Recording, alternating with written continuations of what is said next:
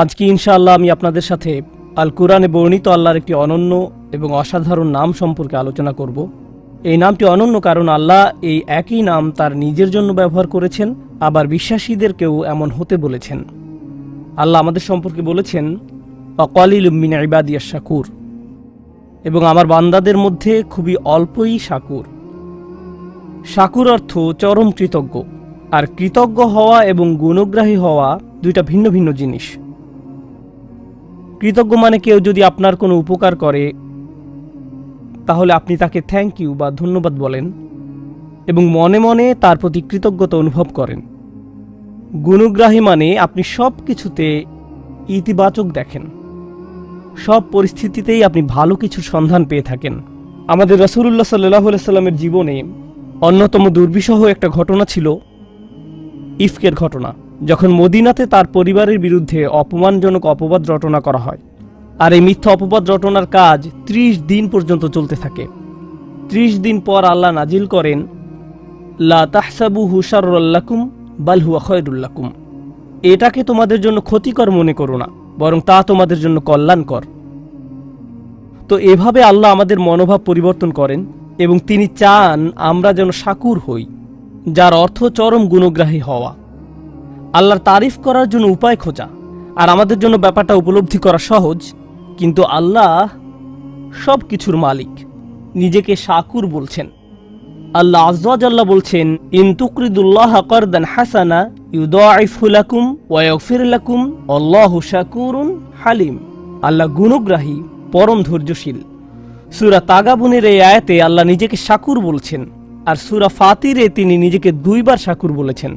আমরা আল্লাহ আযজা ওয়া জাল্লার জন্য শাকুরের অর্থ হিসেবে গুণগ্রাহী শব্দটি ব্যবহার করে থাকি। আল্লাহ তার নিজের সম্পর্কে বলছেন তিনি চরম গুণগ্রাহী। তাই আমি আপনাদের সবার জন্য বিষয়টি সহজ করে তুলে ধরার চেষ্টা করব, যেন আমরা এখান থেকে শিক্ষা গ্রহণ করতে পারি এবং বুঝতে পারি আল্লাহ কেন আমাদের জন্য এমন একটি শব্দ ব্যবহার করলেন।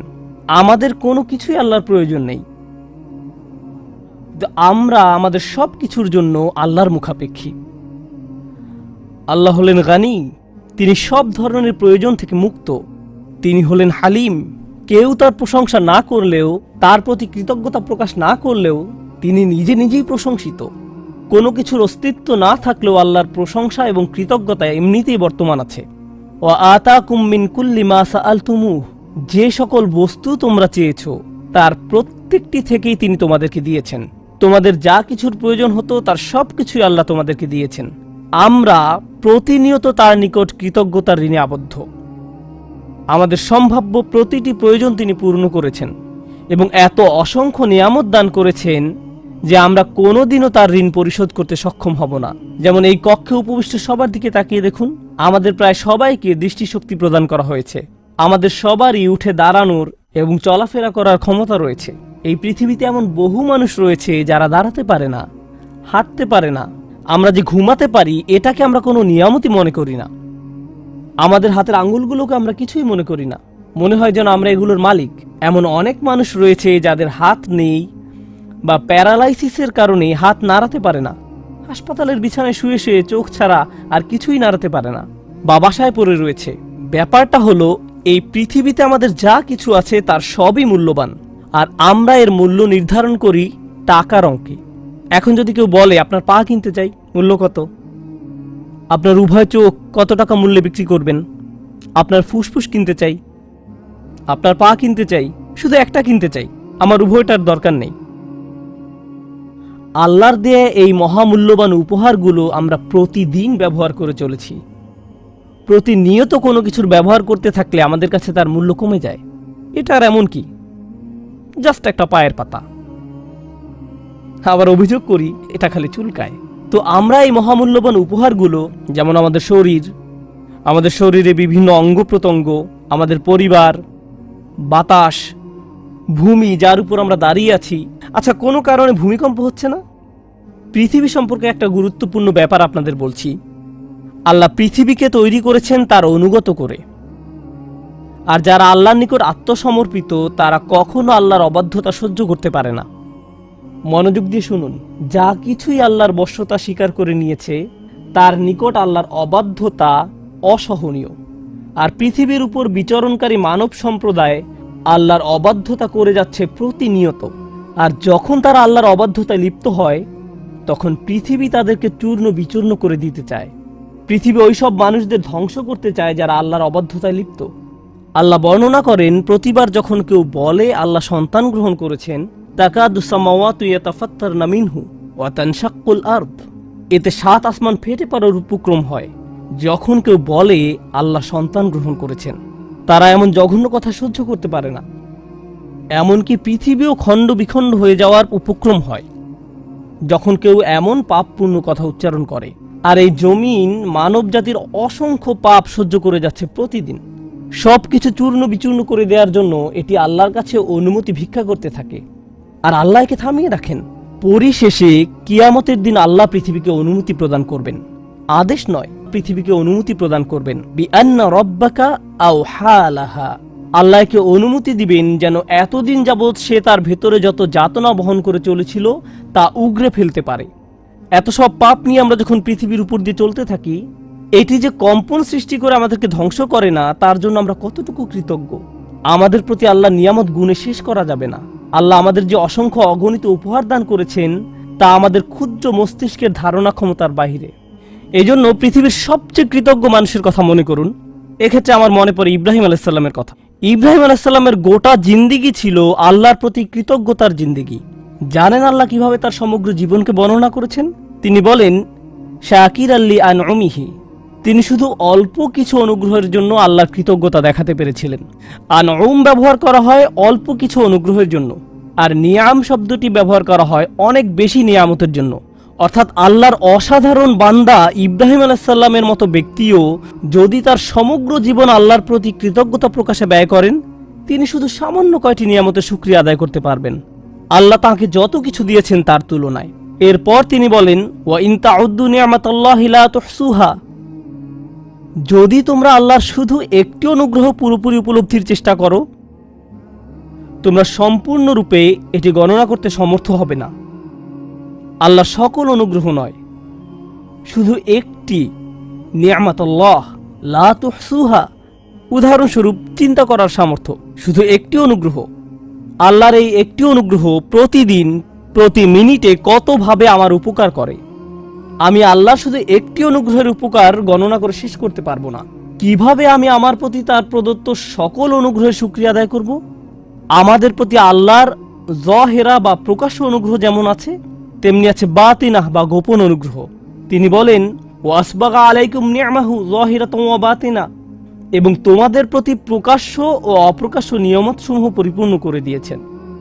কতজন মানুষ উপলব্ধি করে যখন তারা রাস্তায় গাড়ি নিয়ে বের হয়, ইউরসিল আলাইকুম হাফাজা, তখন আল্লাহ গাড়ির সামনে এবং পেছনে প্রতিরক্ষক ফেরেশতা পাঠিয়ে এর নিরাপত্তার ব্যবস্থা করেন যেন আপনি নিরাপদে বাসায় পৌঁছতে পারেন। আপনার গাড়ি যে রাস্তা থেকে ছিটকে পড়েনি, সেটা ব্রেক ভালো কাজ করার কারণে নয়, আপনার গাড়ি রাস্তায় টিকে আছে কারণ আল্লাহর গার্ডিয়ান ফেরেশতা পাঠিয়ে এর সুরক্ষার ব্যবস্থা করেছেন। কতজন মানুষ এটা উপলব্ধি করে? তাই আমাদের প্রতি আল্লাহর অনুগ্রহ এত অসংখ্য অগণিত পরিমাণ যে আমরা যদি প্রতি নিঃশ্বাসে শুকরিয়া আদায় করি, তবু সামান্য কিছু নিয়ামতের জন্য কৃতজ্ঞতা আদায় করতেও সমর্থ হব না। এজন্যই আল্লাহ মানবজাতি সম্পর্কে বলেছেন, মা কাদারুল্লাহ হাক্কা কদরিহি, তারা আল্লাহকে যথাযথ মর্যাদা দিতে পারেনি। তারা পারেনি। যেভাবে আল্লাহর গুণ গাওয়া উচিত ছিল, মানুষ সেভাবে তার গুণগান করতে পারেনি। এটা এক ব্যাপার। এখন এখানে একটু থেমে চলুন মানবজাতি সম্পর্কে একটু কথা বলি।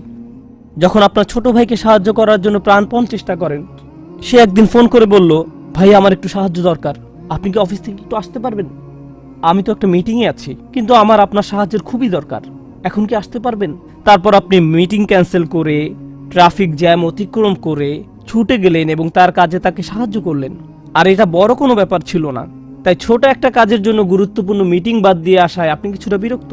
সিরিয়াসলি, তুমি এই সামান্য কাজের জন্য আমাকে এভাবে ডেকেছো? কিন্তু এরকম একবার নয়, সে বারবার আপনার সাহায্যের জন্য আপনাকে আহ্বান করে। এরপর এক সময় আপনি আর তার কোনো ফোন কল রিসিভ করেন না। ও আবার সে ফোন দিয়েছে, তখন টেক্সট মেসেজ পাঠান, আমি এখন ব্যস্ত, কল এলে কেটে দিব না, তাহলে সে বুঝে যাবে। এর চেয়ে বরং রিং হতে থাকুক। মানুষ এভাবে বারবার বারবার সাহায্য চাইলে আমরা বিরক্ত হয়ে পড়ি। তদুপরি উপকার করলেও তাদের মনে থাকে না, তারা এমনকি ধন্যবাদও দেয় না। তাদের কাছে এই উপকারের কোনো মূল্য থাকে না। তারা মুখ ঘুরিয়ে বলে, তুমি আমার জন্য কি করেছো? মানুষ এমনটা করে কিনা? আপনি তাদের জন্য সব করলেও তারা অকৃতজ্ঞের মতো অস্বীকার করে। তুমি আমার জন্য এমন আর কি করেছো? এমন কথা শোনার পর আপনি মনে মনে প্রতিজ্ঞা করেন, আমি জীবনে কোনোদিন আর তোমার কোনো উপকার করব না। তুমি তুমি বলছো আমি কোনোদিন তোমার জন্য কিছু করিনি? তোমার মতো ব্যক্তি এই কথা বলছে। এরপর আপনার তাকে স্মরণ করিয়ে দিতে হয় যে তার জন্য কি কি করেছেন। এতে হয়তো সে বলবে, ও তুমি এখন খোঁটা দিচ্ছ, লোকজনকে দেখাচ্ছ যে তুমি কেমন উপকারী লোক।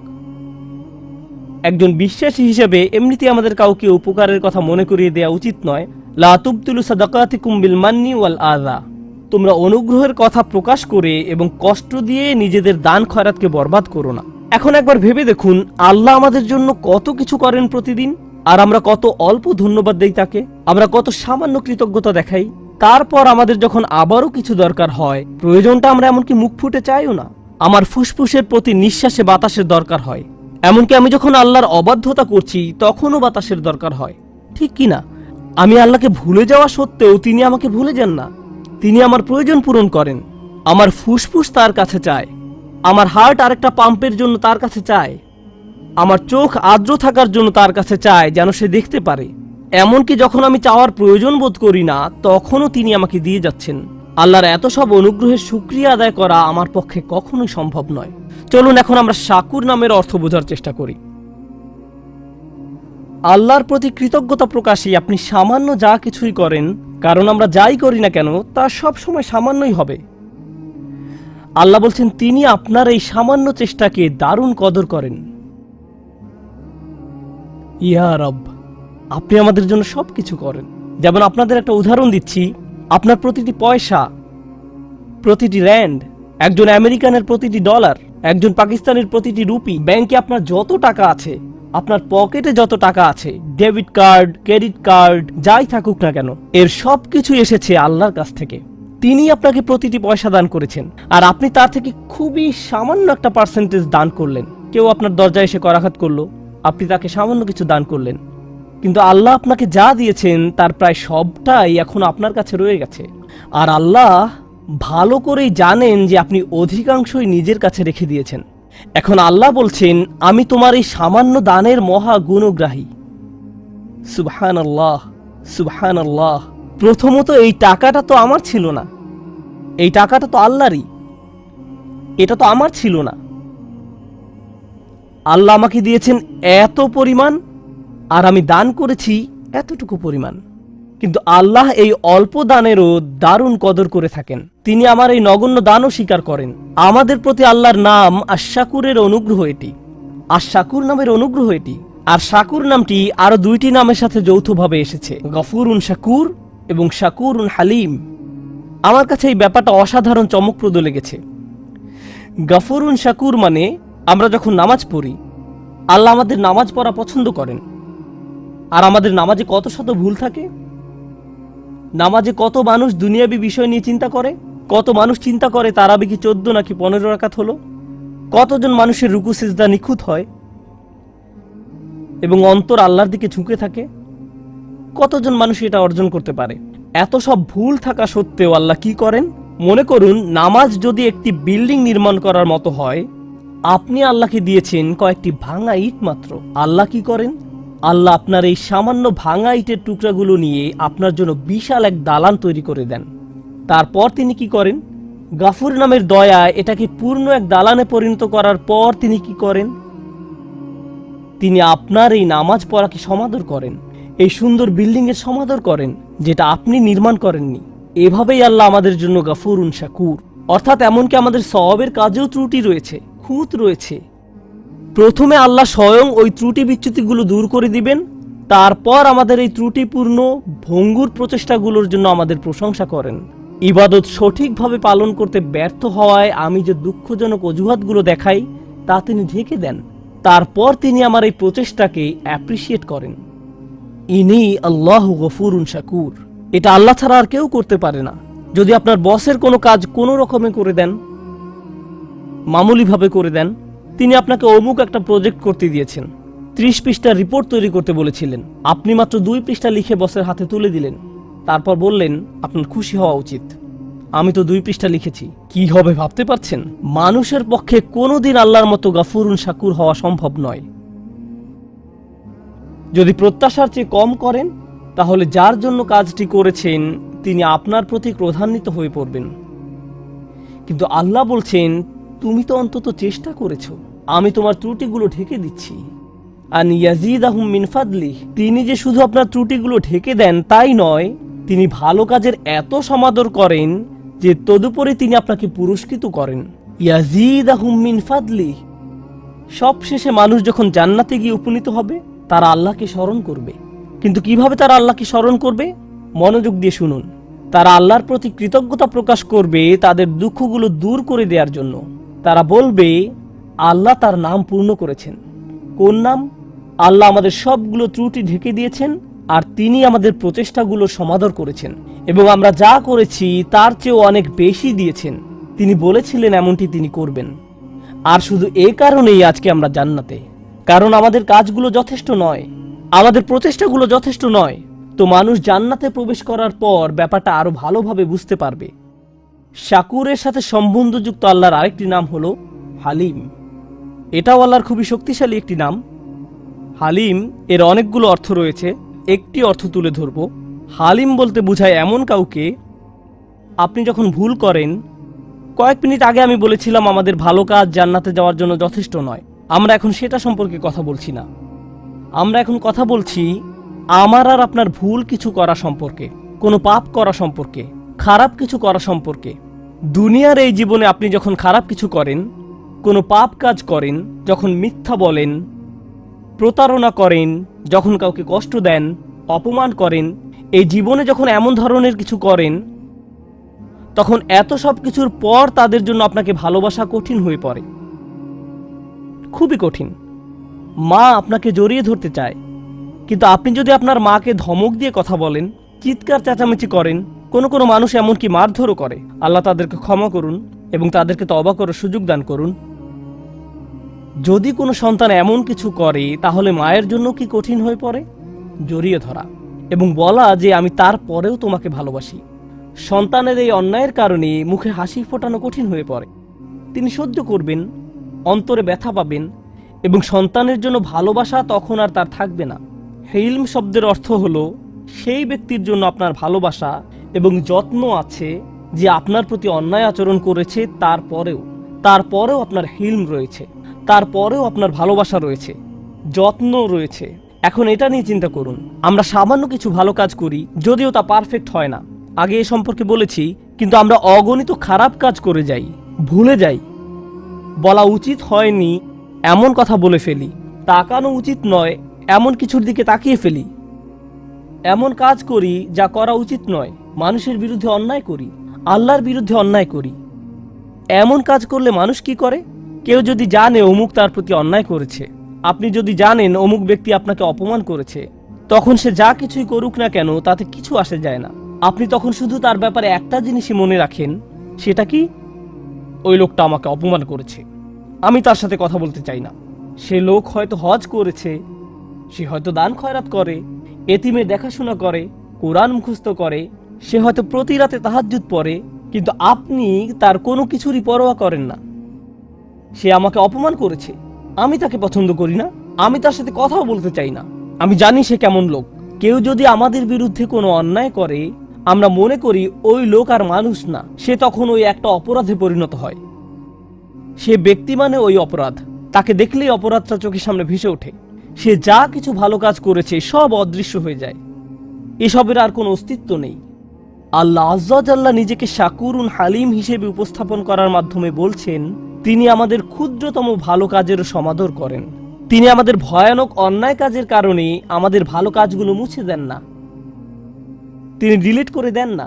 তিনি ভালো কাজগুলো স্বীকার করেন, মুছে দেন না, কিন্তু মানুষ এই কাজ করে। এজন্য তিনি শাকুর এবং হালিম। পাপ করা সত্ত্বেও তিনি আমাদেরকে ভালোবাসেন, তবু তিনি তাদেরকে ভালোবাসেন এবং তাদের ভালো কাজের সমাদর করেন, তাদের ভুল কাজগুলো সত্ত্বেও। ভাবতে পারেন, আয়েশা রাদিয়াল্লাহু তাআলা আনহা হলেন আমাদের মা, আমাদের মা। রাসূলুল্লাহ সাল্লাল্লাহু আলাইহি সাল্লামের সময়কালে কিছু মুসলিম রাদিয়াল্লাহু আনহুম তার সম্পর্কে এমন কিছু কথা বলে ফেলেন যা বলা উচিত ছিল না। তারা এই অন্যায় কাজে জড়িয়ে পড়ে। যখন তারা এসব বলা বলি করছিল, আবু বকর রাদিয়াল্লাহু তাআলা আনহু খুবই মনক্ষুণ্ণ হয়ে পড়েন। তিনি ছিলেন আয়েশার বাবা। তিনি আবার রাসূলুল্লাহ সাল্লাল্লাহু আলাইহি সাল্লামের খুব কাছের মানুষ ছিলেন। কেউ যদি আপনার মেয়ের বিরুদ্ধে কিছু বলে, তখন আপনার কেমন লাগবে? কিভাবে এমন কথা সহ্য করবেন? আর আল্লাহ আয্যা ওয়া জাল্লা এমন মানুষদের বর্ণনা দিচ্ছেন যারা হযরত আয়েশা রাদিয়াল্লাহু তাআলা আনহা সম্পর্কে বাজে কথা বলেছিল। তোমার উচিত তাদেরকে ক্ষমা করে দেয়া। তাদের একজন মক্কা থেকে এসেছিলেন। এই ঘটনা মদিনায় ঘটে, কিন্তু তিনি কোথা থেকে এসেছিলেন? মক্কা। তিনি আবার বদর যুদ্ধেও অংশগ্রহণ করেছিলেন। আল্লাহ হলেন হালিম। তিনি তাদের ভুলগুলোর আলোকে তাদের সম্পর্কে কথা বলার পরিবর্তে তাদের ভালো কাজগুলোর আলোকে তাদের সম্পর্কে কথা বলেন। আল্লাহ তাদের ভুল কাজের কারণে তাদের ভালো কাজগুলো নির্মূল করে দেননি। তিনি আবু বকর রাদিয়াল্লাহু তাআলা আনহুকে উৎসাহিত করেন এই বলে, আল্লাহ তুহিব্বুনা আইয়াগফিরাল্লাহু লাকুম, তোমরা কি কামনা করো না যে আল্লাহ তোমাদেরকে ক্ষমা করেন? তিনি তাকে ক্ষমা করে দেওয়ার জন্য উৎসাহ প্রদান করেন। সুবহানাল্লাহ। এটা হলো মানুষের জন্য আল্লাহর হিলম। মানুষের জন্য আল্লাহর হিলম। আমাদের হিলমের অভাব রয়েছে, কিন্তু আল্লাহর কাছ থেকে আমাদের নিজেদের জন্য আমাদের এটা দরকার। ভাবতে পারেন, আমরা অন্যদের সাথে যেমন আচরণ করি, আল্লাহ যদি আমাদের সাথে তেমন আচরণ করতেন। কেউ খারাপ কিছু করলে আমরা তার অন্য কোনো ভালো কাজের মূল্য প্রদান করি না। শেষ যে ব্যাপারটি নিয়ে আমি কথা বলতে চাই তা হলো, আল্লাহ কোনো কাজের মূল্য দেওয়ার ক্ষেত্রে কতটা সূক্ষ্মতম। ওয়ালা ইয়াতাউনা মাওতিআন। আল্লাহ বলেন, একজন বিশ্বাসী যখন ভালো কাজ করে, তার প্রতিটি পদক্ষেপের বিনিময়ে তার জন্য সওয়াব লেখা হয়। আমরা এখানে নামাজ পড়তে এসেছি। আমরা আল্লাহর কাছে দোয়া করি তিনি যেন আমাদের নামাজের জন্য আমাদের পুরস্কৃত করেন। কিন্তু আমরা জানি না যে নামাজে আসার জন্য আমরা যখন গাড়ির ইঞ্জিন স্টার্ট নিচ্ছিলাম, আল্লাহ আমাদের জন্য সওয়াব লিখছিলেন। আমরা যখন গাড়ি চালাচ্ছিলাম, তখনও তিনি সওয়াব লিখছিলেন। চাকার প্রতিটি ঘূর্ণায়নের বিনিময়ে আল্লাহ সওয়াব লিখছিলেন। ডিজেল এবং গ্যাসোলিন কেনার জন্য আমরা যত টাকা খরচ করেছি তার জন্য আল্লাহ সওয়াব লিখছিলেন। মসজিদে আসার সময় যখন উজু করার জন্য যাচ্ছিলাম, প্রতিটি পদক্ষেপের জন্য আল্লাহ সওয়াব লিখছিলেন। কিয়ামতের দিন মানুষ শুধু মন্দ কাজ দেখে তাজ্জব হবে না, মানুষ অবাক হয়ে যাবে, ইয়া আল্লাহ, এই সামান্য ভালো কাজটাও আপনি আমার জন্য লিপিবদ্ধ করেছেন। এই হলেন আল্লাহ শাকিরুন হালিম। আল্লাহ আমাকে আপনাকে কি কি দেওয়ার জন্য প্রস্তুত আছেন। সুবহানাল্লাহ। শুধু এই ভাবনাই আমাদের অবাক করে দেয়। আল্লাহ আয্যা ওয়া জাল্লা আমাদেরকে তার প্রতি কৃতজ্ঞ করে তুলুন, যেন আমরা তার প্রতি শুকরিয়া আদায় করতে পারি। আল্লাহ আমাদের কাছে সামান্য যা কিছু চেয়েছেন তা যেন দিতে পারি। তিনি আমাদের কাছ থেকে বেশি কিছু চান না, তিনি আমাদের নিকটে বেশি আশা করেন না। আমরা সামান্য একটুও যদি তাকে প্রদান করি, আল্লাহ তা বহু গুণে বহু গুণে বহু গুণে বৃদ্ধি করে দেন। দোয়া করে আল্লাহ যেন আমাদের সকল ভালো কাজের সওয়াব বহু গুণে বৃদ্ধি করে দেন এবং তার অনুগ্রহে আমাদেরকে তার জান্নাতে প্রবেশ করতে দেন। বারাকাল্লাহু লি ওয়া লাকুম। আসসালামু আলাইকুম ওয়া রাহমাতুল্লাহি ওয়া বারাকাতুহু।